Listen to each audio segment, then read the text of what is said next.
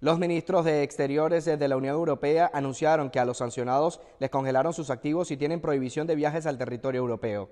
Entre los destacados de estas recientes sanciones se encuentran Remigio Ceballos, representante de la Fuerza Armada, Douglas Rico, director del 6CPC, también el gobernador del Zulia, Omar Prieto, la actual presidenta del Consejo Nacional Electoral, Indira Alfonso, y dos diputados de la Asamblea Nacional de Maduro, José Brito y José Bernabé Gutiérrez.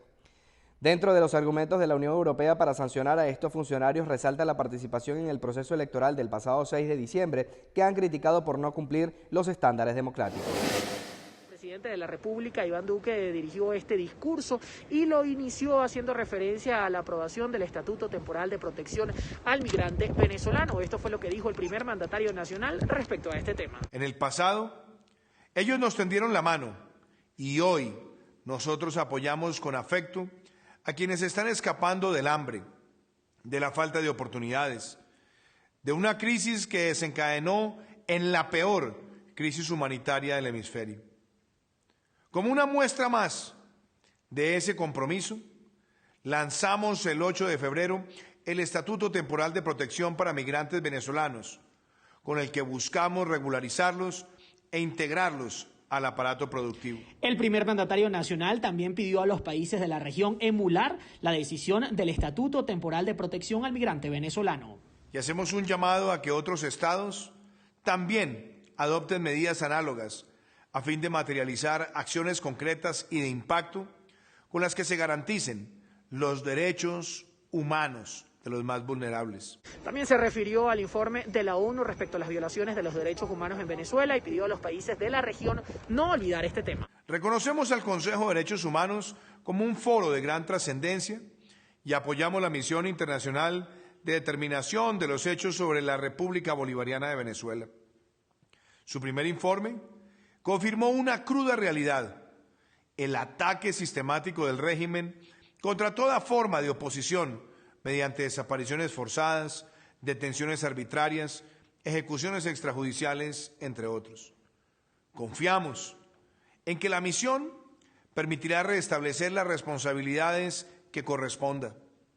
La comunidad internacional no puede ser indiferente. También se refirió a las jornadas de vacunación debido a la pandemia del COVID-19, las cuales, por cierto, iniciaron el pasado 17 de febrero, luego de la llegada al país de más de 50.000 vacunas de la compañía Pfizer. Y durante este fin de semana también llegaron vacunas de Sinovac. Ya pusimos en marcha el Plan Nacional de Vacunación contra el COVID-19, con el que inmunizaremos a 35 millones de personas, es decir, al 70% de nuestra población.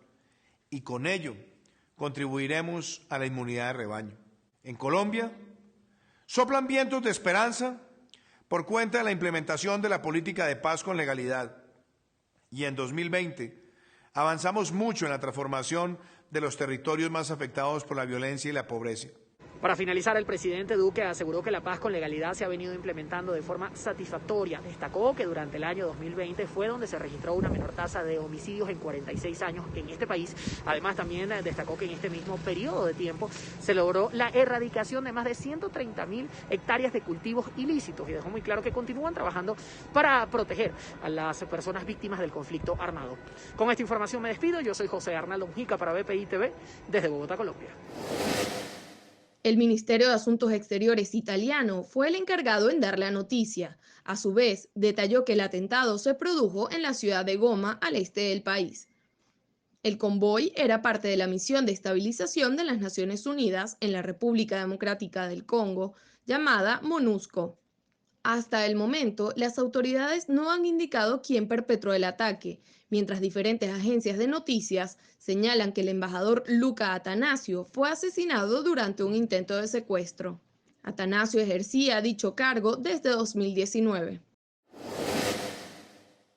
Global Crossing Airlines Group publicó un comunicado donde detalla que las aerolíneas trabajarán para lograr el restablecimiento del servicio diario sin escalas desde Miami a Caracas y 3 vuelos semanales a Maracaibo.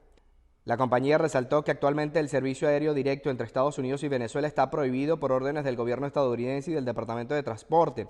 Por ello, la compañía contrató a Mercury LC, una firma de políticas públicas con sede en Washington, D.C., para realizar los trámites legales. La estrella de golf Tiger Woods sufrió un accidente automovilístico en Los Ángeles, según informó el departamento de sheriff en un comunicado. Woods fue llevado al hospital con heridas no especificadas luego de que su auto se volcara. El vehículo sufrió daños importantes. El periodista Carlos Paredes denunció que la corrupción relacionada con las vacunas, Vacunagate, consistía en que la dosis de Sinopharm sería estudiada en 1.200 voluntarios peruanos, pero solo recibieron una dosis placebo. El trabajador de la prensa aseguró que el exmandatario recibió la vacuna real de Sinopharm, junto con su familia y otras personas conocidas del gobierno peruano. Hay 12.000 voluntarios que de buena fe pusieron su cuerpo, su humanidad, para que la ciencia pueda trabajar. Y no sabía si les habían puesto la candidata vacuna o un placebo, ¿no? Porque claro. En cambio, el presidente Vizcarra pidió a Sinopharm una dosis adicional, una dotación adicional de 3.200 dosis que alcanzan para inmunizar a 1.600 personas, como muestra médica, muestra gratis, y fue el primero en vacunarse con eso. Él, su esposa, su hermano César, y no sabemos quién es más, porque la lista completa aún no ha salido. Perú registra 102.000 muertes a causa de la pandemia. El Congreso de ese país ha informado sobre un legislador fallecido y al menos 700 han sido contagiados. La nación sudamericana se enfrenta a crecientes contagios y han tenido un grave déficit de oxígeno en los hospitales. La NASA divulgó el lunes el primer audio de Marte, captado por el rover Perseverance, así como el primer video del vehículo a su llegada al planeta rojo. El video de alta definición dura 3 minutos y 25 segundos. El sistema de cámaras CDL capturó con éxito algunas imágenes asombrosas del descenso y aterrizaje del vehículo en la superficie de Marte. Recopilamos un poco más de 30 gigabytes de información y más de 23.000 imágenes del vehículo descendiendo a la superficie de Marte. Según científicos, el sonido captado por el vehículo es de una ráfaga de viento en Marte. El Perseverance, lanzado en julio de 2020, aterrizó el jueves en el planeta rojo con la misión de recolectar muestras de rocas y del suelo de Marte, que serán enviadas a la Tierra en algún momento de los años 2030. También se prepara un vuelo del pequeño helicóptero del rover llamado Ingenuity, pero todavía se estudia esa misión. La atmósfera marciana tiene el 1% de la densidad de la terrestre. El Perseverance, del tamaño de un auto SUV y de 1 tonelada de peso, debe además buscar muestras de materia orgánica y analizar composiciones químicas. Uno de los experimentos busca obtener oxígeno de la atmósfera marciana, compuesta principalmente de dióxido de carbono. El Perseverance es el 5º rover, todos estadounidenses, en llegar a Marte. Su predecesor Curiosity todavía funciona 8 años después, mientras la NASA ya piensa en una misión tripulada al planeta rojo.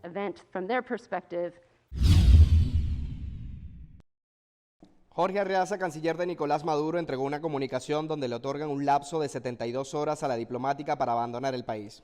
En respuesta, la portavoz del Servicio Europeo de Acción Exterior, Nabila Masrali, dijo que lamentan la decisión por parte de la administración venezolana e instaron a revertir la expulsión, ya que la misma aislará más al país de la comunidad internacional. Esta acción se produce después de que la Unión Europea activó la congelación de activos y la prohibición de entrada al viejo continente a diputados de la actual Asamblea Nacional y a integrantes de los poderes públicos del Estado venezolano. 2 jóvenes que se encontraban desaparecidas en el municipio Turén, en Portuguesa, aparecieron muertas en diferentes sitios y con signos de haber sido abusadas sexualmente. Las autoridades precisaron que ambas fueron estranguladas. De acuerdo con la información aportada por los organismos de seguridad, la desaparición y el hallazgo de estas jóvenes se produjo en diferentes sitios y días.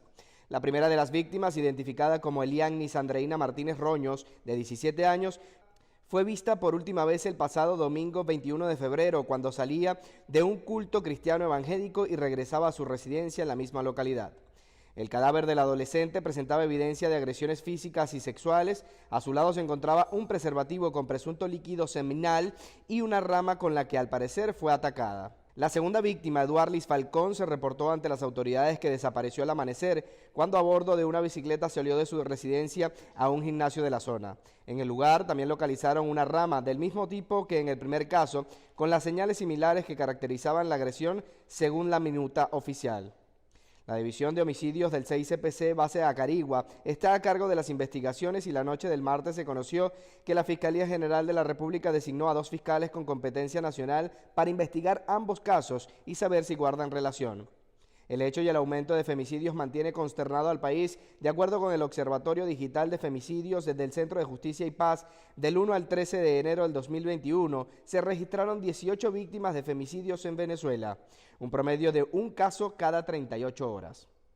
Los datos reflejados por la misma organización de registro revela además que entre la misma fecha 10 mujeres venezolanas fueron asesinadas en el exterior. El 60% de los casos se registró en Colombia y 20 ocurrieron en Perú. El observatorio registra que en cuanto al rango de edad de las víctimas, 50% estaban entre 19 y 27 años de edad. La Organización Mundial de la Salud informó que las muertes por coronavirus han disminuido 20% la semana pasada. En un comunicado, también informaron que los contagios bajaron en todo el mundo. Según la OMS, la semana pasada se registraron 66.000 muertes en todo el mundo por el coronavirus, lo que marca la tercera semana consecutiva de cifras en descenso.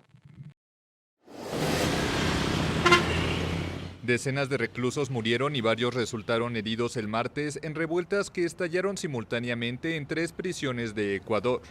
Las autoridades contabilizaron al menos 75 internos fallecidos entre la prisión de Turi, en la ciudad de Cuenca, en la regional de Guayaquil y en la de Latacunga.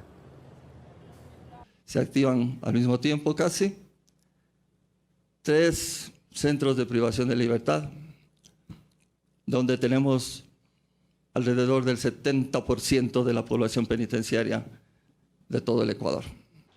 Moncayo descartó víctimas mortales entre el cuerpo de custodia, pero habló de policías heridos sin precisar el número.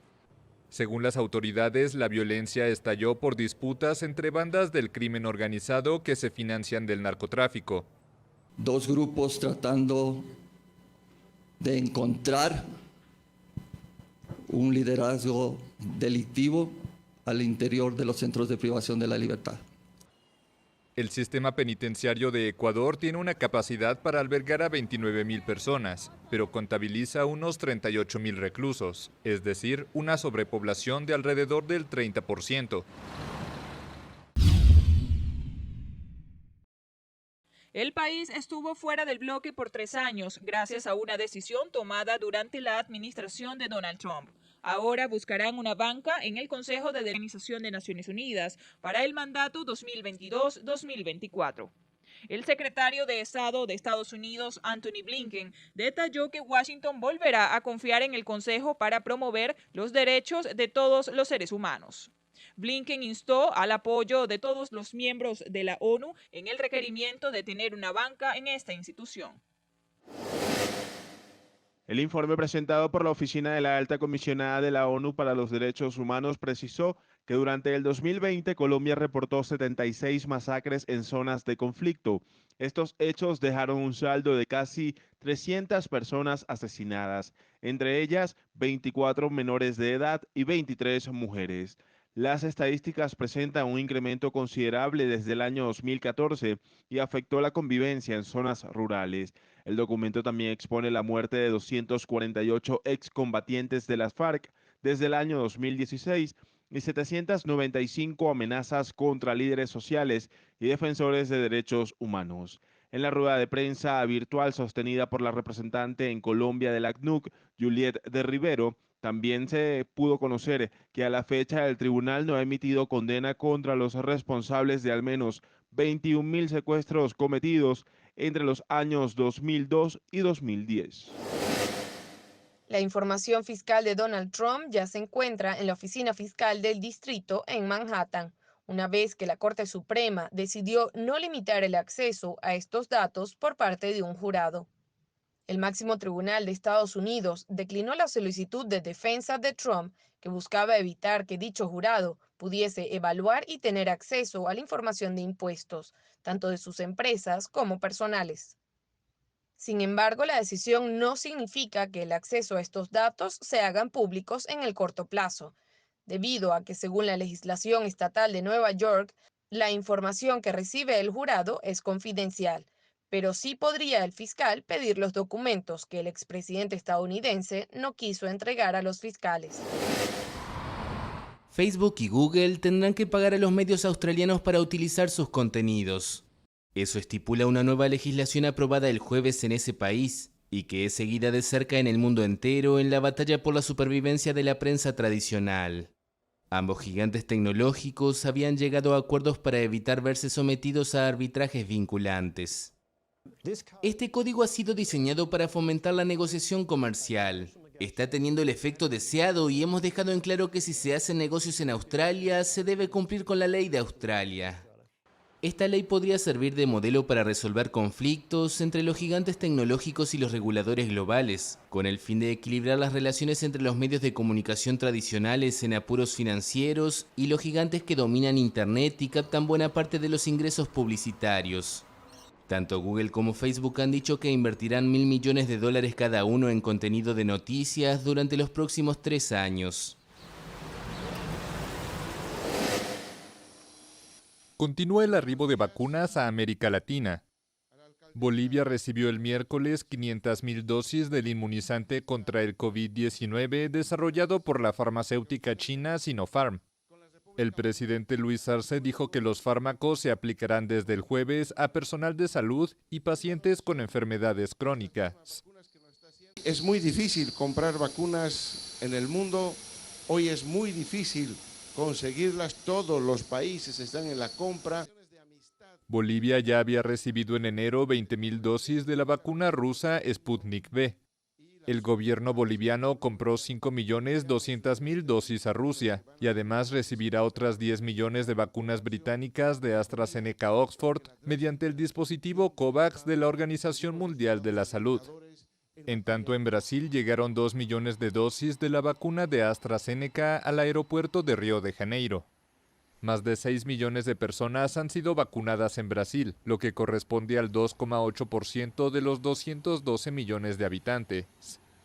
Ante la falta de dosis, varias ciudades como Río de Janeiro y Salvador de Bahía tuvieron que interrumpir la campaña de inmunización. La semana pasada, el Ministerio de Salud aseguró que el país dispondrá de más de 230 millones de dosis para finales de julio.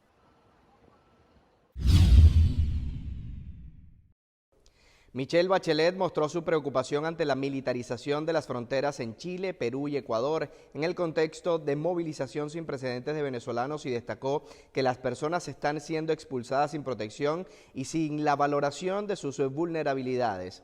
La militarización de la gestión de las fronteras en Ecuador, Perú y Chile es especialmente preocupante en el contexto del movimiento sin precedentes de venezolanos con 5,28 millones de personas que presuntamente habrían salido fuera de su país este año. Estas cuestiones incluyen señalamientos preocupantes de que esas personas están siendo expulsadas sin la debida evaluación de sus vulnerabilidades y necesidades de protección. Bachelet destacó que mediante las acciones de la misión de la ONU en el país se lograron hacer 5 visitas a centros de detención. Manifestó además que tienen previsto visitar prisiones militares y los centros de detención de los servicios de inteligencia. Ha visitado ya 7 estados y hemos realizado otras 5 visitas a centros de detención desde septiembre. Confío en que en breve se organicen más, incluso a prisiones militares y centros de detención de los servicios de inteligencia. En octubre, mi equipo propuso a las autoridades un protocolo para la observación de audiencias judiciales que espero ver adoptado y aplicado. Durante la sesión celebrada en Ginebra, la alta comisionada resaltó que su equipo propuso a las autoridades venezolanas un protocolo para la observación de audiencias judiciales y han formalizado un mecanismo de intercambio de información sobre los casos individuales. Bachelet aseguró que su equipo sigue dando seguimiento junto con la Fiscalía a los casos de presuntas violaciones a los derechos humanos. También indicó que se está iniciando una evaluación sobre la carta de entendimiento con Nicolás Maduro con vistas a reforzar la cooperación y ampliar la presencia de la organización y establecer una oficina en Venezuela. Entre tanto, Miguel Pizarro reiteró que para el próximo 10 de marzo se espera la actualización sobre la situación de los derechos humanos en Venezuela y el cumplimiento de las recomendaciones realizadas por la alta comisionada. También se actualizará el informe informe de la misión de determinación de los hechos, cuyo mandato se renovó por 2 años con el fin de investigar las violaciones y determinar responsabilidades individuales.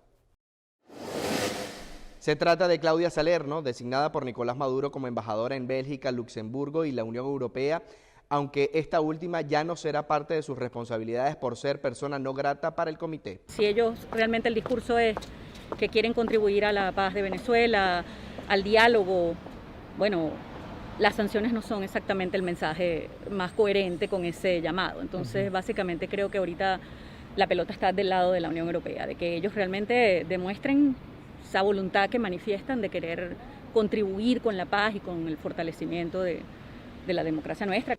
El Consejo de la Unión Europea tomó esta decisión en reciprocidad diplomática ante las recientes acciones de Nicolás Maduro de expulsar a la embajadora de la Unión Europea en Venezuela, Isabel Brillante Pedrosa.